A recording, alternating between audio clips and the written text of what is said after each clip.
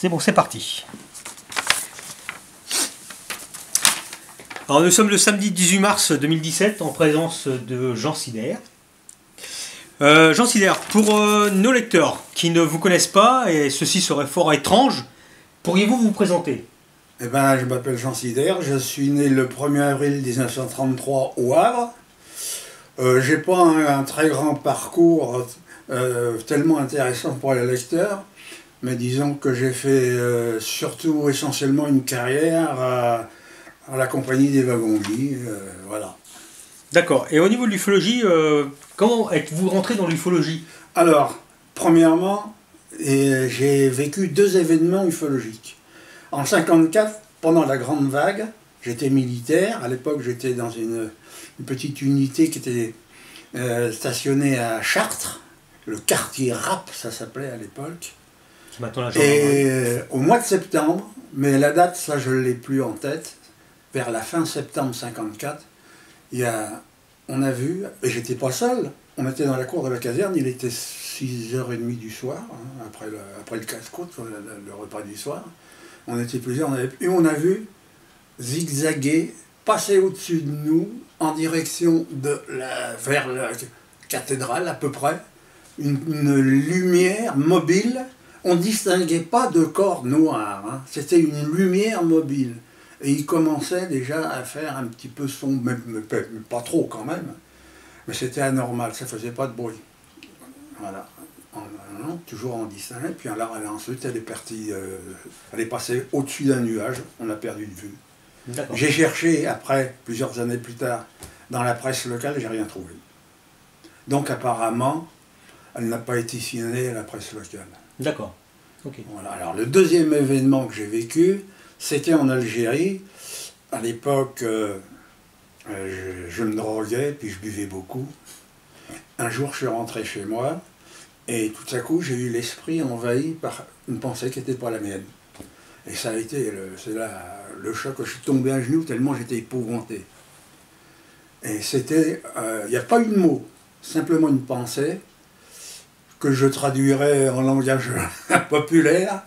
Si tu continues à faire l'imbécile, il va t'arriver des bricoles.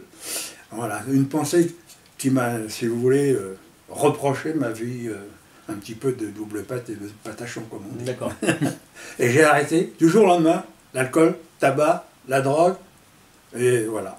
Et j'en suis au même niveau maintenant, toujours au même niveau. D'accord. Et depuis que vous êtes ufologue, quels sont les cas UFO qui vous ont marqué? Bon, alors c'est l'affaire des 2 enfants dont je vous ai entretenu auparavant, là, avec une enquête de Joël Ménard. Et c'est celle-là qui m'a beaucoup marqué, parce que franchement, le petit bonhomme qui remonte, qui s'élève et qui plonge tête la première dans l'objet, j'avais encore jamais entendu parler de ça, et j'en ai jamais entendu parler d'autres cas par la suite. Aux États-Unis, j'ai jamais entendu ou lu quelque chose là-dessus. D'accord. Alors, il y en a d'autres, évidemment, je ne les ai pas tous en mémoire, mais il y a eu beaucoup de cas en Lumière dans la nuit, notamment, qui m'ont impressionné.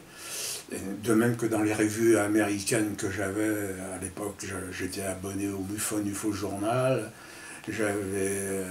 J'ai arrêté tout avec les États-Unis, j'ai plus de correspondants. Et il y avait eu aussi aux États-Unis des cas énormes, l'enlèvement de Travis Walton, etc.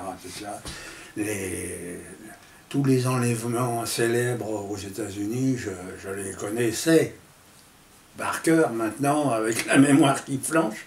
Hein, les Betty et Barney, qui sont renommés aussi pour être les premiers, soi-disant. Je ne suis pas certain que ce soit les premiers, d'ailleurs, qui ont été enlevés dans un ovni. Mais il y a tellement de cas que en choisir un plus que et laisser les autres de côté, non. Il y a beaucoup de cas qui m'ont impressionné. D'accord. Voilà.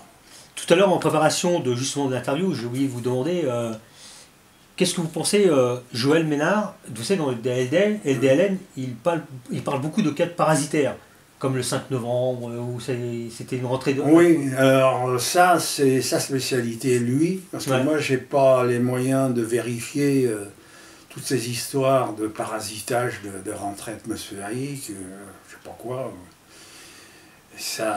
Il y en a qui sont valables, peut-être pas toutes. Hein. Celle du 5 novembre, si. 5 novembre, quand même, elle est assez importante, quand même. Le parasitage est nettement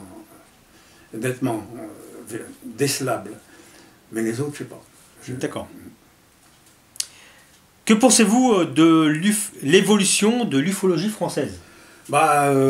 Elle piétine, puisque il n'y a pas que l'ufologie française, il y a l'ufologie du monde entier.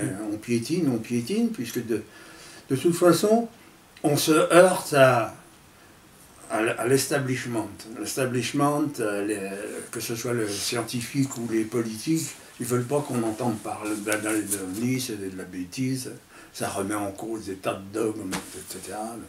Donc, au niveau progrès, on ne pourra jamais progresser de cette façon-là. On n'a pas l'audience non plus des médias. Et ça, il n'y a que Internet qui véhicule actuellement des informations, mais Internet, c'est pas officiel, ça.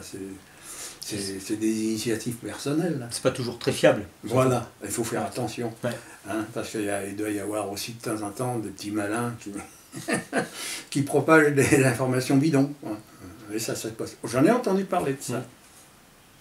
Et justement, que pensez-vous justement du développement d'Internet par rapport à tout ça? Internet, voilà. Moi je ne l'ai pas, mais il faut essayer quand même d'utiliser ce moyen pour collecter davantage d'informations. Maintenant, le problème c'est la crédibilité.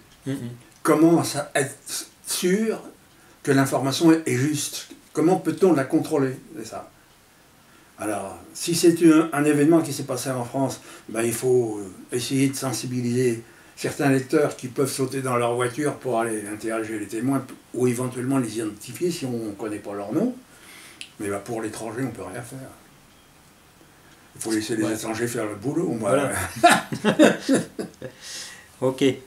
Le GEPAN est une structure qui existe depuis de nombreuses années, à travers différents noms. Hein. Oui. Nombre d'ufologues et de témoins ne sont pas satisfaits par celle-ci. Qu'en pensez-vous? Moi, je pense que je suis comme eux aussi. Je ne suis pas satisfait non plus, mais on ne peut pas leur reprocher de divulguer ce qu'ils pensent réellement. S'ils divulguent ce qu'ils pensent en disant oui, le phénomène existe et tout, ils perdent leur boulot. Donc ils peuvent collecter les informations, retenir celles qui peuvent intéresser le ministère de l'Intérieur ou le ministère des Armées, et puis transmettre les rapports à ces organismes, là oui, mais ils ne peuvent pas faire des déclarations tapageuses, ça là, il ne faut pas y compter. Ça va à l'encontre de leur carrière, comme d'autres. Voilà, c'est ça, c'est leur carrière qui est en jeu. D'accord. L'hypothèse extraterrestre est celle qui est le plus répandue à travers le public et les différents ouvrages ufologiques. Jugez-vous cette hypothèse toujours crédible? Je pense qu'on peut lui garder une bonne dose de crédibilité quand même. Parce que je ne pense pas que ce soit le phénomène qui se soit né spontanément sur Terre. Il a dû venir de quelque part ailleurs que chez nous.